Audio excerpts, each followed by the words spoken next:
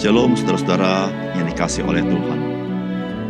Saudara, kemerdekaan atau kebebasan yang sejati sebagai seorang manusia adalah ketika dia berada di dalam Tuhan Yesus. Karena di luar Tuhan Yesus, maka manusia itu tidak luput daripada perbudakan dunia ini. Termasuk perbudakan dosa dan perbudakan dari si jahat. Salam jumpa dalam program Tuhan adalah Gembalaku. Saudara, apakah saudara sering mendengar kebingungan antara kehendak bebas manusia dan kedaulatan Tuhan?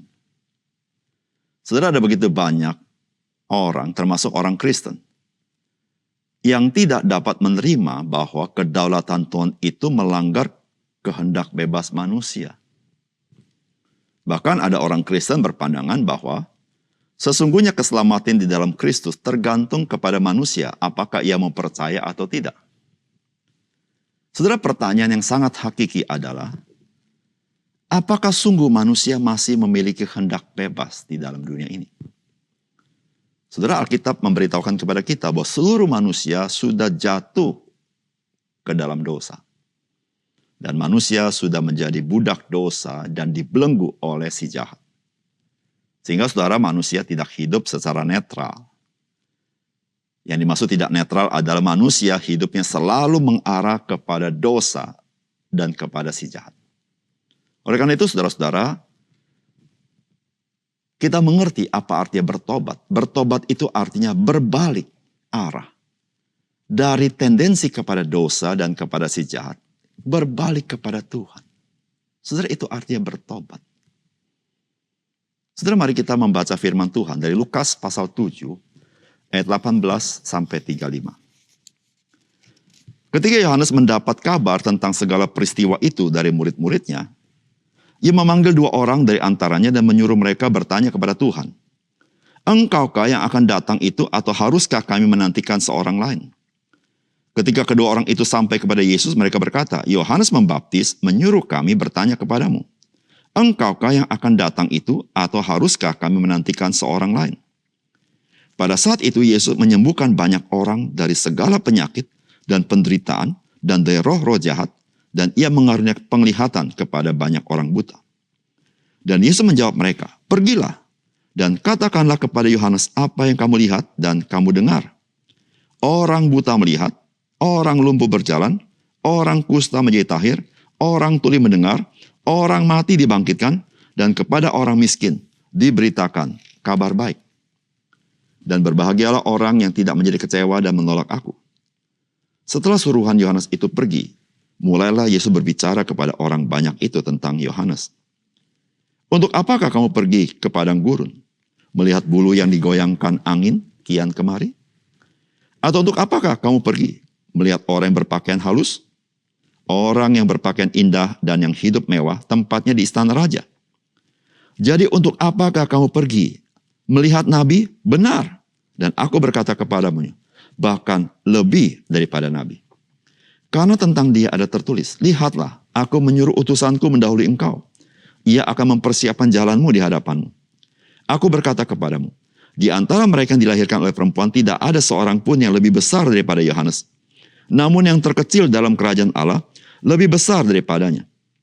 Seluruh orang banyak yang mendengar perkataannya, termasuk para pemungut cukai, mengakui kebenaran Allah. Karena mereka telah memberi diri dibaptis oleh Yohanes. Tetapi orang-orang Farisi dan ahli-ahli Taurat menolak maksud Allah terhadap diri mereka. Karena mereka tidak mau dibaptis oleh Yohanes. Kata Yesus, "Dengan apakah akan kuumpamakan orang-orang dari angkatan ini? Dan dengan apakah mereka itu sama? Mereka itu sama seumpama anak yang duduk di pasar dan yang saling menyerukan. Kami meniup seruling bagimu, tetapi kamu tidak menari. Kami menyanyikan kidung duka, tetapi kamu tidak menangis." Karena Yohanes Membaptis datang, ia tidak makan roti dan tidak minum anggur. Dan kamu berkata, ia kerasukan setan.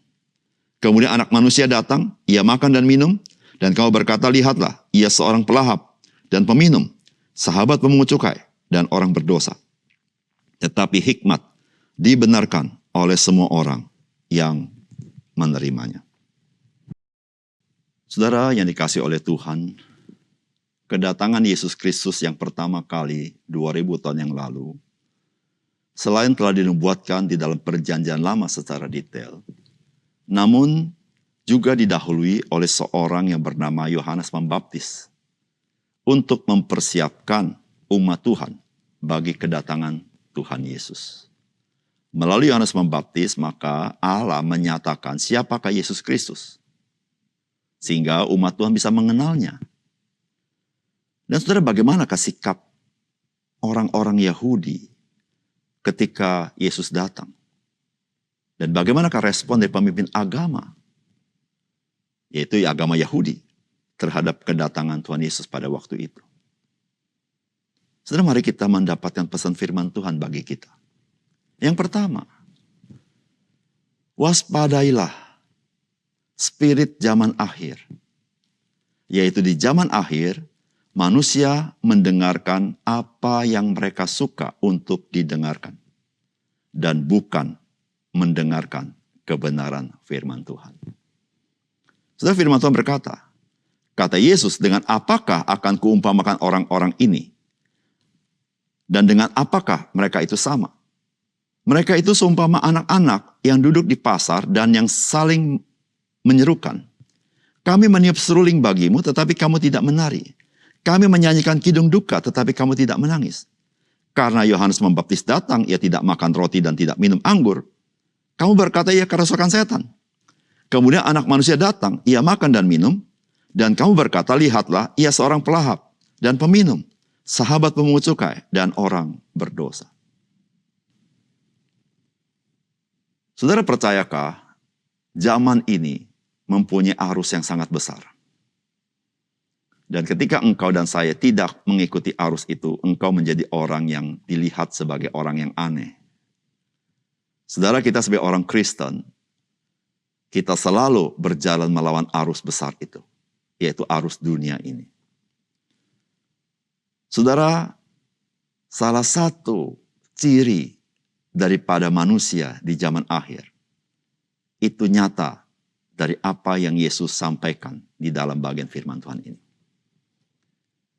Yaitu orang hanya mau mendengar apa yang dia ingin dengarkan.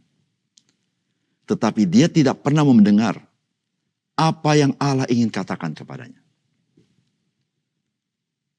Saudara, hal ini bisa merasuk kepada orang-orang percaya juga. Orang-orang percaya hanya mau mendengar firman Tuhan yang dia ingin dengarkan. Tetapi dia akan tutup telinga kepada bagian-bagian firman Tuhan yang dia tidak ingin dengarkan. Saudara, jikalau kita memiliki sikap seperti itu, kita sudah terbawa oleh roh atau spirit daripada zaman akhir. Orang di zaman akhir selalu ingin mendengarkan sesuatu yang sensasional. Dia tidak mau berbicara hal-hal yang hakiki, yang berupa kebenaran. Orang-orang zaman akhir hanya ingin mendengarkan sesuatu yang menyenangkan. Tapi dia tidak pernah mau mendengar kabar harga yang harus dibayar untuk ikut Yesus. Orang-orang di zaman akhir hanya ingin mendengarkan apa yang menguntungkan dirinya. Tetapi dia tidak pernah memikirkan makna hidupnya di dalam dunia ini. Saudara yang kasih dalam Tuhan, sebagai orang percaya, kita harus hati-hati dengan spirit zaman ini. Yaitu hanya mau mendengarkan apa yang ingin kita dengarkan. Tetapi kita menutup telinga kita kepada kebenaran firman Tuhan. Saudara, ketika saudara sebagai orang percaya hidup seperti ini, engkau dan saya tidak pernah bisa bertumbuh. Bahkan engkau dan saya cenderung tersesat di dalam dunia yang gelap ini. Yang kedua, saudara, seorang bisa percaya kepada Tuhan Yesus semata-mata karena Tuhan yang memilihnya. Bukan karena dia yang memilih Tuhan. Saudara, firman Tuhan berkata, tetapi hikmat dibenarkan oleh semua orang yang menerimanya. Atau saya terjemahkan, tetapi hikmat dibenarkan oleh seluruh anak-anaknya. Itu terjemahan literalnya. Artinya apa, saudara-saudara? Saudara, hikmat itu akan diterima oleh orang yang cocok dengan hikmat itu. Siapakah orang yang cocok dengan hikmat itu? Yaitu anak-anak daripada hikmat itu. Yang ada keserupaan dengannya. Tetapi hikmat itu akan ditolak oleh orang-orang yang tidak cocok dengannya. Yaitu yang bukan anak-anak hikmat itu. Saudara, Alkitab mau berkata hikmat itu adalah Tuhan Yesus. Maka Tuhan Yesus akan diterima oleh anak-anaknya. Di situ memberitahukan kepada kita bahwa saudara dan saya bisa menjadi anak-anak Allah bukan karena engkau yang memilih. Memilih Tuhan, tidak. Tetapi karena Tuhan yang memilih engkau dan saya. Engkau bisa menjadi anak-anak Allah bukan karena engkau menjadikan dirimu anak-anak Allah. Tetapi Tuhan yang menjadikan engkau anak-anak Allah. Sehingga engkau bisa menerima Yesus Kristus dalam hidupmu. Saudara-saudara yang kasih dalam Tuhan, bukankah ini kebenaran yang agung?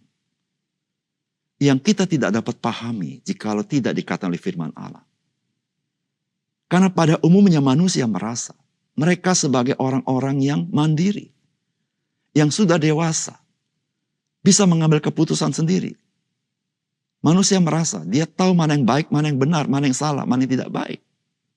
Saudara, disitulah saudara. Manusia berpikir. Manusia yang menentukan Allah. Bukan Allah yang menentukan manusia. Saudara, bukankah ini spirit daripada zaman ini? Bukan hanya spirit daripada dunia sekuler.